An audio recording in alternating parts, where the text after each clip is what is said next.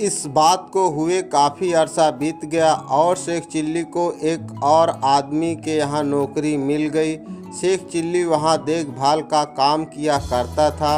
एक दिन जब वो और उसका मालिक गाड़ी पर सवार होकर बाजार जा रहे थे तो शेख चिल्ली मालिक के साथ गाड़ी में पीछे बैठा हुआ था। गाड़ी चलाते वक्त तेज़ हवा से शेख चिल्ली के मालिक का रेशमी रुमाल हवा में गिर गया। मालिक को रुमाल गिरते वक्त उसका पता नहीं चला, लेकिन शेख चिल्ली ने यह देख लिया। शेख चिल्ली ने रुमाल को गिरते हुए तो देखा, लेकिन न ही उसे उठाया और न ही उसने इस बात के बारे में मालिक को बताया। इत्तेफाक से मालिक रास्ते में एक दुकान के पास जाकर रुका और जब उसे रुमाल की ज़रूरत पड़ी तो वह अपनी जेब टटोलने लगा। जब उसे रुमाल कहीं ना मिला तो उसने इसके बारे में शेख चिल्ली से पूछा। तब शेख चिल्ली ने उत्तर दिया कि सरकार, आपका रुमाल तो बाजार के पास ही गिर गया था। इस पर मालिक ने शेख चिल्ली को डांट लगाते हुए कहा कि बेवकूफ़ हो तुमने उसे उठाया क्यों नहीं। शेख चिल्ली ने हाथ जोड़कर उत्तर देते हुए कहा, सरकार, हुक्म ही नहीं था आपका। मालिक ने गुस्सा होते हुए शेख चिल्ली को कहा कि इस बात का ध्यान रखो कि कोई भी चीज़ हमारी गाड़ी से या हमारी हो और नीचे गिरे तो उसे फ़ौरन उठा लिया करो। शेख चिल्ली ने मालिक के इस फरमान को जहन में बिठा लिया और उसने कहा कि वो इस बात का पूरा ध्यान रखेगा और आइंदा से इस तरह की शिकायत का आपको कोई मौका नहीं मिलेगा। दूसरे दिन जब शेख चिल्ली और उसका मालिक सैर के लिए गए तो उसके मालिक के घोड़े ने रास्ते में लीद कर दी।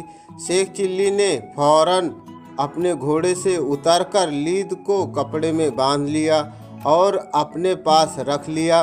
जब शेख चिल्ली और उसका मालिक घर पहुँचे तो एक मेहमान उनके घर आए।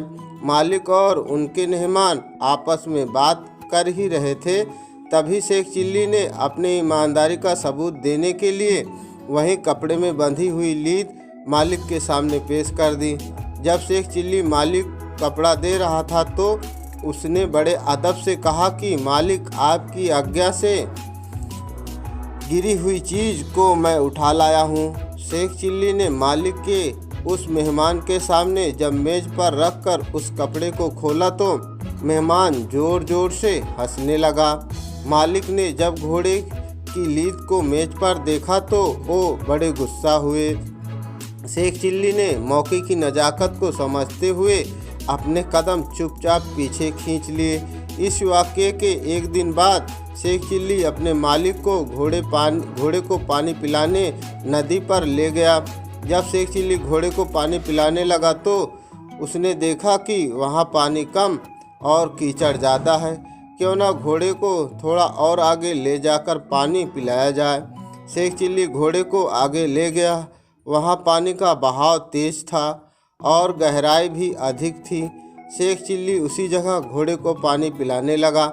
नदी में पानी गहरा था तो शेख चिल्ली ने घोड़े की रस्सी छोड़ दी और उसे आगे कर दिया।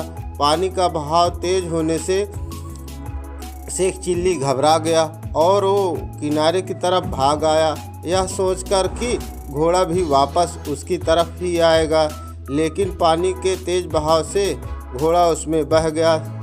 शेख चिल्ली ने घोड़े को नदी में बहता देख शोर मचाया कि घोड़ा भाग गया।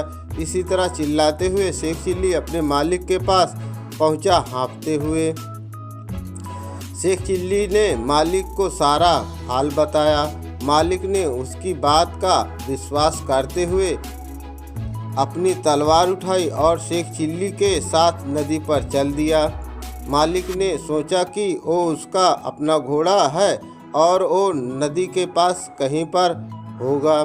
जब शेख चिल्ली और उसका मालिक नदी पर पहुँचे तो उसने अपने मालिक से कहा कि आपको यह तलवार संभालने की क्या ज़रूरत, लाइए इसे मैं पकड़ लेता हूँ।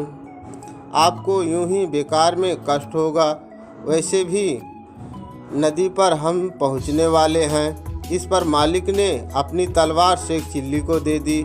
जब वे लोग नदी के किनारे पहुंचे तो शेख चिल्ली ने मालिक को एक और रुक करके बताया जिधर गहरे पानी में घोड़ा बह गया था।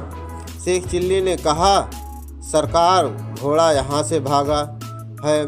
दिशा बताने के लिए शेख चिल्ली ने किसी पत्थर की बजाय हाथ में रखी तलवार को ही नदी में फेंक दिया। मालिक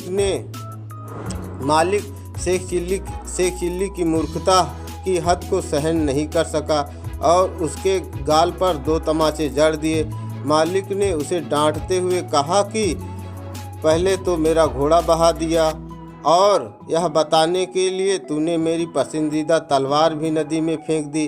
कहानी से सीख। शेख चिल्ली की कहानी नौकरी से सीख मिलती है कि इंसान की अपनी खुद की समझ होना बहुत ज़रूरी है। बिना विचारे काम करने वाला व्यक्ति खुद के साथ दूसरों को भी नुकसान पहुंचा सकता है। यह स्टोरी आपको कैसी लगी है कमेंट करके हमें बताएं।